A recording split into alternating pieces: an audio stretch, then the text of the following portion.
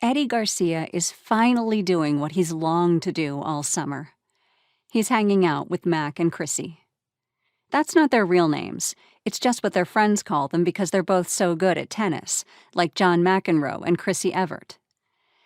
Eddie isn't their friend, but he'd really like to be. Eddie doesn't care much about tennis. Baseball is his favorite sport, but he cares a lot about Mac and Chrissy. They're both 12, almost 3 years older than Eddie, and they're both really cool.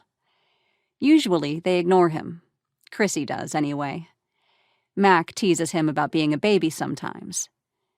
But today, the last Saturday before school starts, Mac invited him to ride bikes with them out to a secret place they know.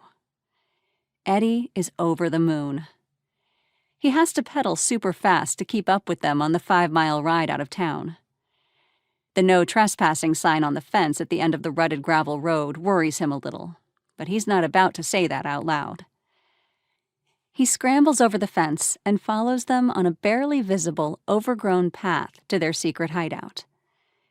He's a little disappointed when he sees that it's just a burned-out old house and a sagging storage shed in the middle of the woods. But that's not enough to diminish the thrill he feels at being singled out by them and asked to come. Okay, Eddie, now if you really want to hang out with us, you gotta pass the friendship test. You gotta climb down to the bottom of that old well. Mac points in the direction of what looks like a wishing well without the little roof thing on top. Eddie's not excited anymore.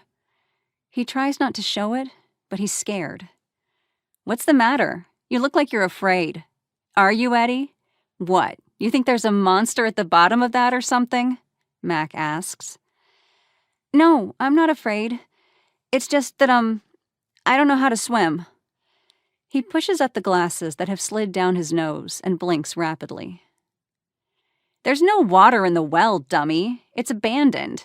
That's why there's a cover over it. It's kind of damp down there, but that's all. You don't have to jump down, you know.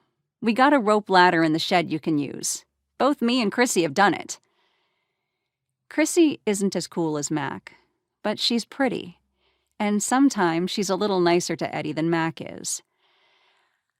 Oh, well, I don't know how to climb a rope ladder, and if I get my jacket dirty, my mom will get mad. Then take it off, Mac says. Come on, you and Chrissy help me get the cover off the well. The three of them tug and wriggle what looks like an outsized manhole cover off the top of the stone well. Mac goes to the shed and comes back with the rope ladder. He hooks it over the rim of the well and drops it down inside. I'll show you how to do it. Here goes, he says, after swinging his leg over the edge. His head and shoulders quickly disappear.